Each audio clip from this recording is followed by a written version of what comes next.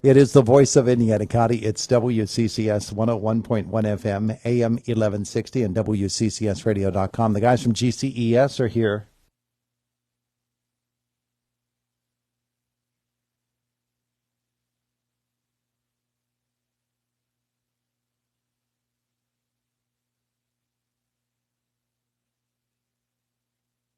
Win with money. The Ramsey personalities and I will show you how right here on The Ramsey Show. Tune in for The Ramsey Show every afternoon from 1 to 3 on AM 1160 WCCS and also on 101.1 FM.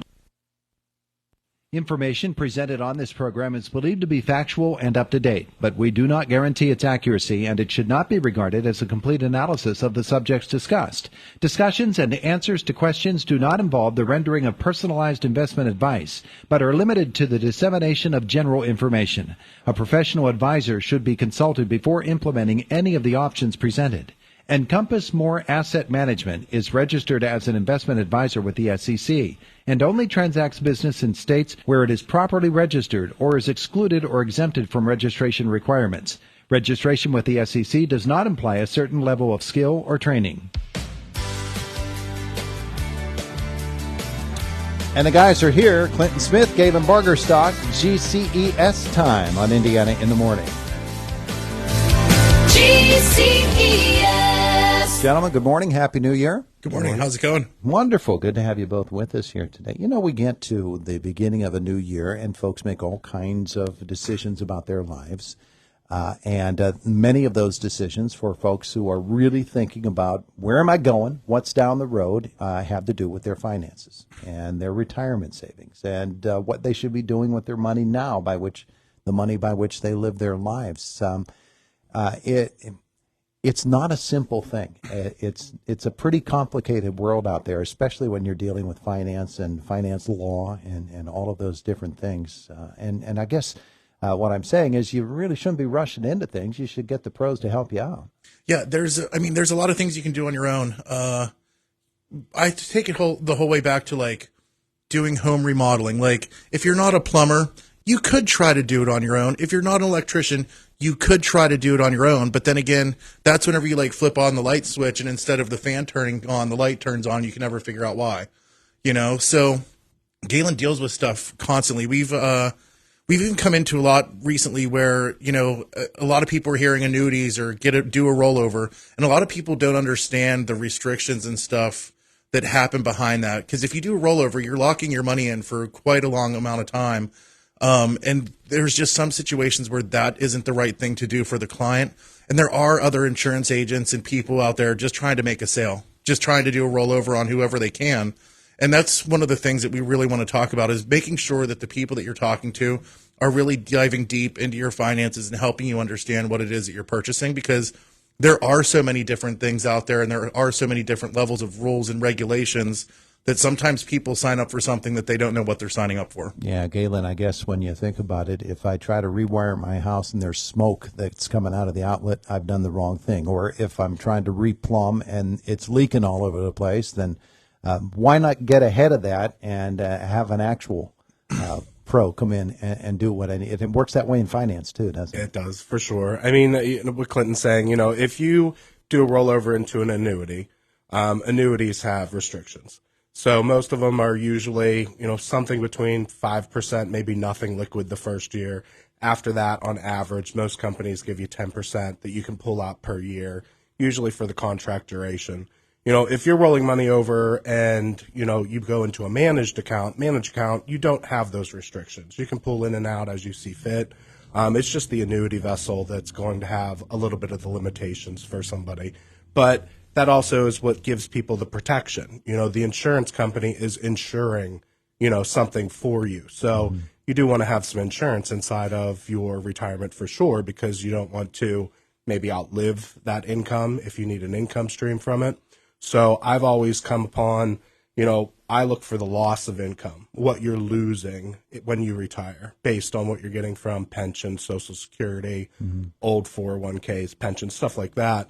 And then I decide or show you what your options are to design the best retirement for you specifically. Now slide it back a little bit to the person who is bringing home a paycheck every couple of weeks and saying, okay, this is what I need to live on, and they're still doing it the old-fashioned way. They're taking their money and they're getting cash, a certain amount of cash that they're going to use for till the next one comes in, and the rest they're going to put in savings or into checking with interest bearing, and that's what they do, and that's what they've always done.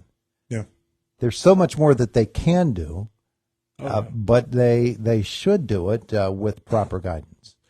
Yeah, of course. I mean, I see people, everybody has their own budget and the way that they want to spend their money, what they feel comfortable with as a person of how they want to pay their bills. Like you said, savings accounts, Christmas clubs, things like that I see all the time.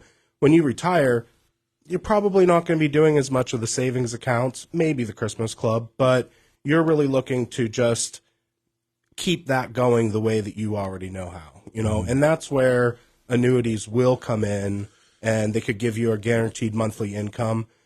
Say a person has, I don't know, $200,000-$300,000. You're going to want to portion in an annuity. You're going to want to portion in a managed account. That way you can have those guarantees built in, but you're still having some growth and savings on that other money. Mm-hmm. Clinton, folks probably don't realize how many assets they have and the value of their assets, do they? We have clients that have no clue, and after 5 appointments and 22 phone calls, they still don't kind of wrap their head around it sometimes. Mm-hmm.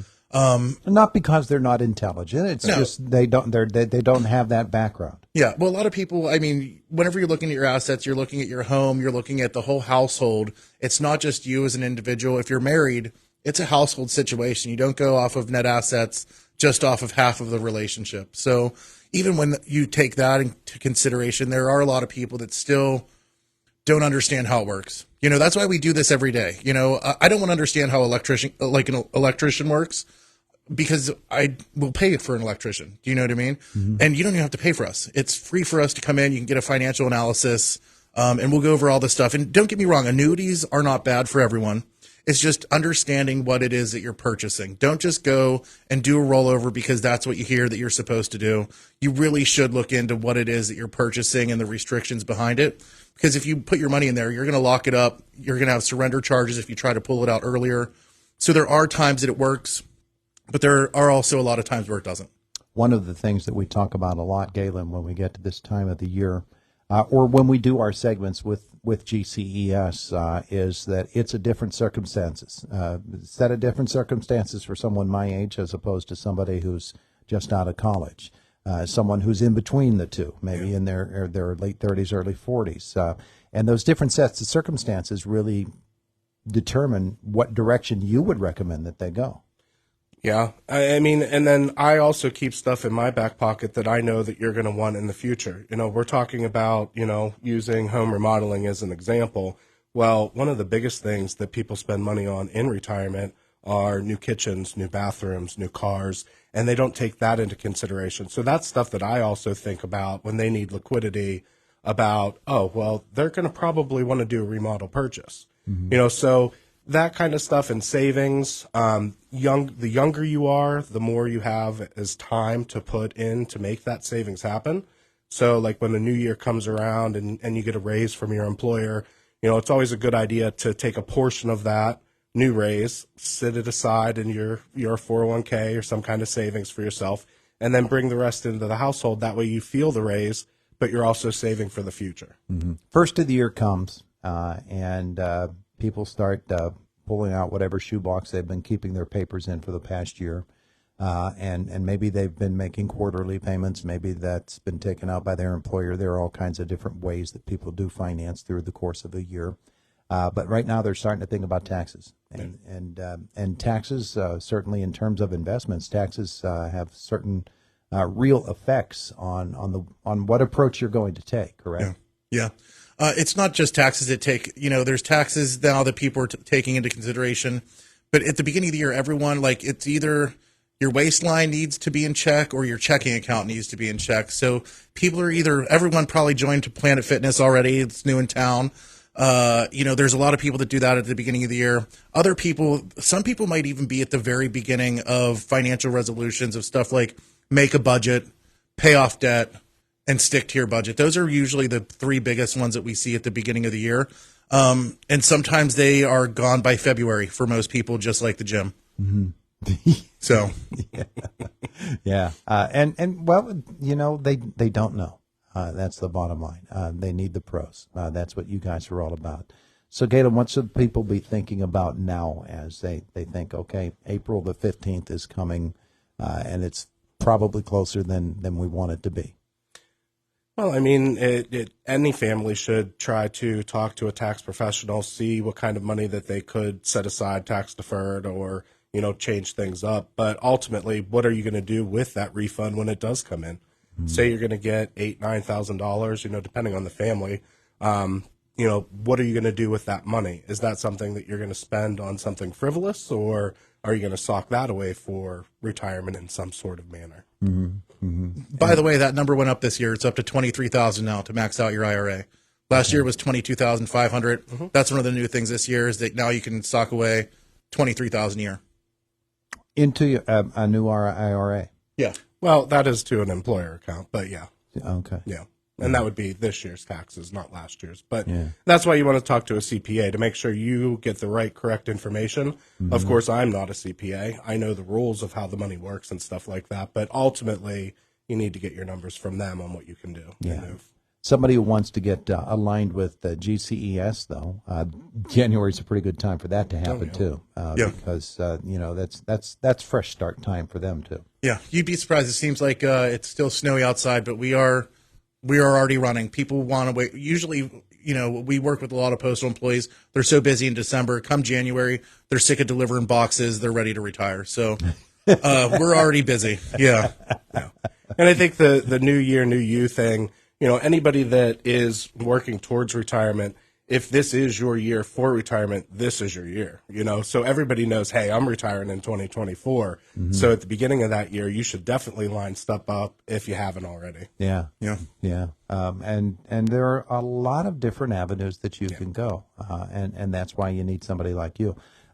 We're thinking about how much do I have saved now, and where is it saved? Those are two pretty key things, aren't they? Yeah, I mean, you should definitely know what all you have. That way, you know how to spend it properly. Mm-hmm. Yeah. So all of these different factors that go into the decisions that we're about to make, and so GCES is the option that a lot of folks are going to be considering. Clinton, what should they do? You can stop in our office at 1780 Philadelphia Street. You can visit us online for more information at gces.us, or you can call us at 724-915-0000.